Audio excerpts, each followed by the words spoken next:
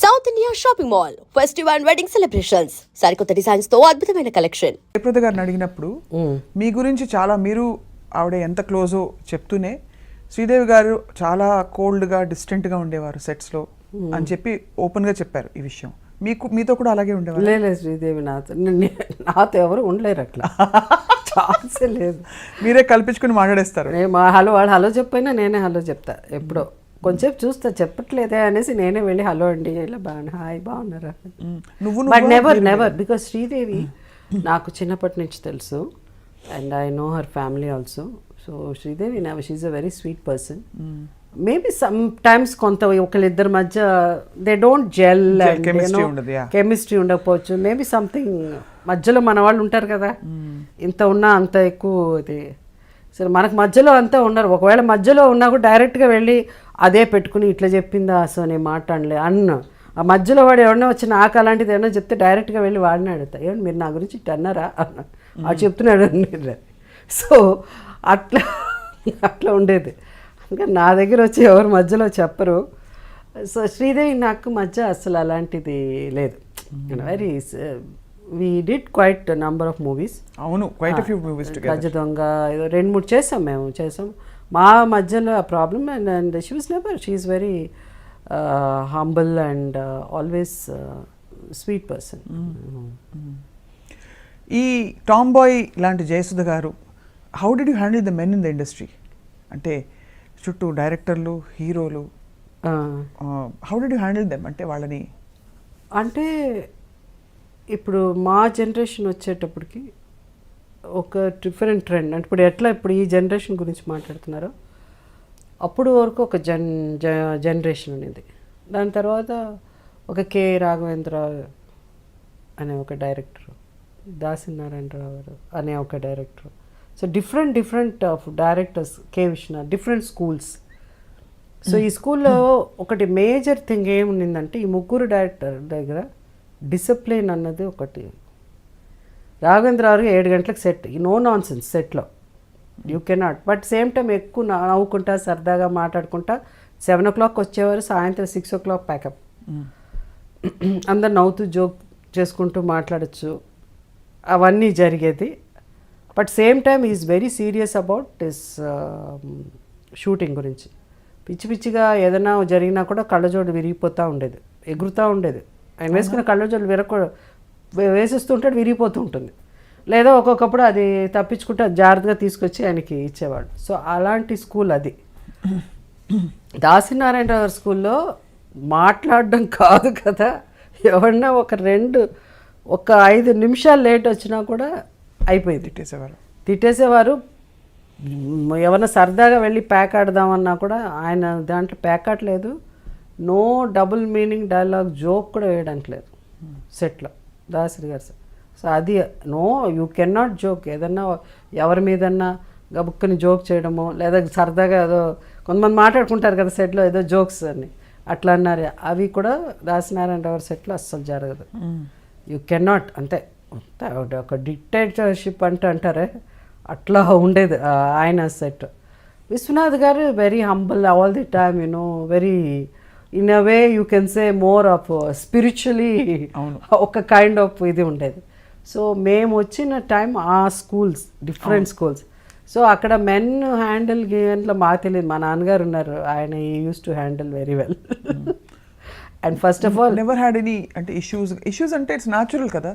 Issue no అంత అందరు నమ్మరు. కానీ మన ఏబిఎన్లో వేస్తారు కదా 60%, 40, ఏదో పెద్ద వాళ్ళకి తెలిసినట్టు 60% నిజం చెప్తున్నారు, 40% అట్లా వేస్తూ ఉంటారు. నవ్వు వస్తుంది నాకు అది చూస్తుంటే.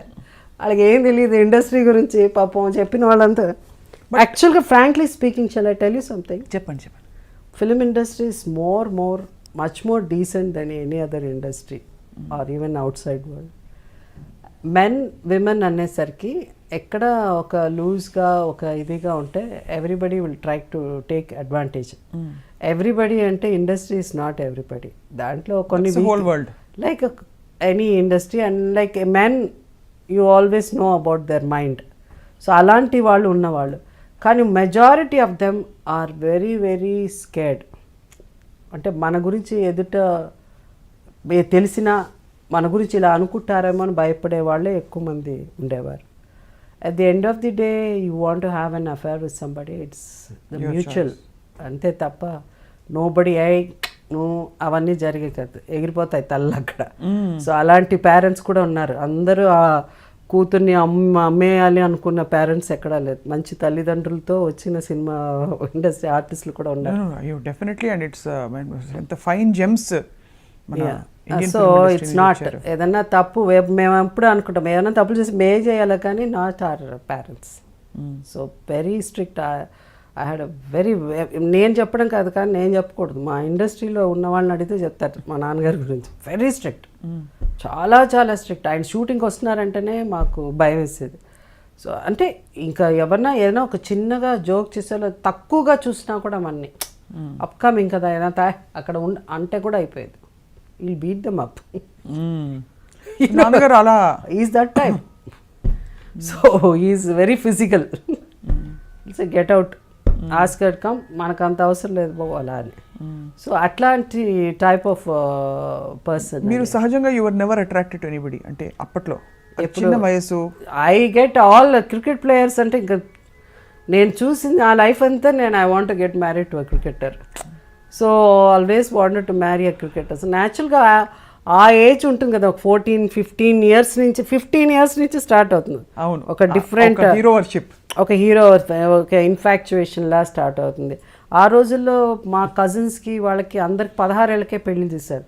ఎంతో ఒక జాయింట్ ఫ్యామిలీలా ఉండి నా కజిన్ సిస్టర్స్ ఉంటే వాళ్ళకి పెళ్ళిళ్ళు అయిపోయింది. వీళ్ళకి అయిపోతున్నారు, నాకు అవ్వట్లేదండి పెళ్ళి అని నా ఫీలింగ్. బట్ నాకు ఎప్పుడు ఇమ్రాన్ ఖాన్ని చేసుకోవాలి, లేకపోతే ఆ ఇండియన్ కెప్టెన్ వాళ్ళని చేసుకొని రవి శాస్త్రి పెద్ద ఉండేది కాదు, గవాస్కర్, ఇమ్రాన్ ఖాన్ ఎక్కువ ఇమ్రాన్ ఖాన్ అనమాట. ఇమ్రాన్ ఖాన్ని చేసుకోవాలి అలా. సోల్కర్ అని ఉండేవారు. Never with your costars ma'am, అంటే ఇట్స్ న్యాచురల్ కదా మళ్ళీ again just as being around working around costars. No మళ్ళీ హిందీ ఆర్టిస్టులు అంటే ఎక్కువ ఇష్టం ఉండేది. అంటే కొంచెం ఎప్పుడూ మన చుట్టూ ఉన్న వాళ్ళకంటే మనకి ఎక్కువ అందుబాటులో లేని వాళ్ళు, ఇంకా అందుబాటులో లేని వాళ్ళు అసలు ఛాన్సే లేదు. అక్కడెక్కడో అదేంటి హాలీవుడ్లో ఎవరో ఉంటారు, వాళ్ళని వెళ్ళి కలవాలి. సింగర్స్ ఉంటారు. సో అట్లా ఉండేది. ఆ సింగర్స్ తర్వాత నేను అయ్యో సో ఈ సింగర్ అయ్యేది, I should get married to him, I should అట్లా అని అనుకుని లేటర్ ఆన్ ఆ సింగర్ ఈజ్ అ గే అని తెలిసినది మనకి ఎంత బాధపడతాం. We lost. అలా ఎవరి గురించి ఫీల్ అయ్యారు మీరు? ఉన్నారు, 2-3 ఉన్నారు అసలు. వాళ్ళ తర్వాత దే నో దెన్ హీ అనగానే oh my god, so I missed. I felt, you feel sad, you know. That you miss them. Even the thought. I missed another. Not that is his choice. So they are open. I always support. You have to be what you are. Your life is, at least you open. No, తెరిచి చెప్తున్నారు వాళ్ళు, నిజం చెప్తున్నారు. So I appreciate them for that. But I lost కదా. You lost, that's why you're... so అట్లా. But అలా దూరపు కొండలు నునుపు తప్ప మీకు చుట్టూ ఉండే మీ స్టార్స్ అంటే సహజంగానే మంచి మనుషులు అందరూ ఎవరు అంటే అనిపించేసి ఇప్పుడు when you fall in love, ఇన్ఫాక్చుయేషనో లేకపోతే అట్రాక్షనో ఏదైనా కావచ్చు, అదేమవుతుందంటే కొంతమందికి ఏమైపోతుందంటే ఇట్స్ నాట్ ఈజీ. లవ్ అన్నది ఇట్స్ బ్లైండ్ కదా. వాళ్ళకి పెళ్ళి అయిందా లేకపోతే పెళ్ళి అవ్వలేదా, it's not at all important. మనసుకు అవన్నీ తెలుసా, అవి మాకు సంబంధం లేదు, మాకు ఆ సంబంధమే ఉంటుంది. అవును, యాక్చువల్లీ. సో చాలామంది అదే పెళ్ళైన వాళ్ళని అంటే ప్రేమిస్తారు అంటారు మన వాళ్ళు. అవన్నీ ఆ టైంలో అంతే, just you get attracted to person. No, I was very friendly with all my costars. And ఓ పెళ్ళి అనే లెవెల్లో not that is when I was young. It was there for some time, but it is I would say it's a passing phase, not after I became a ఇప్పుడు కూడా big heroine. ఇది నెమరు వేసుకునేది జయసుధ గారు, it's only because not because we want to dig out from your life, but more to see how you handle life. మీరు జీవితాన్ని సహజంగా ఉండే అన్ని స్టేజెస్ ని మీరు ఎలా ఆ ఏజ్లో అట్లా నేను పెద్ద హీరోయిన్ అవ్వకముందు ఉండేది అట్లా ఇట్లా వీళ్ళిద్దరు అయితే బాగుంటారు ఇట్లా ఉండేవాళ్ళని. But not definitely not after Pedda heroine and not any of my Telugu heroes. No. ఎప్పుడు అవ్వలేదు. Yeah.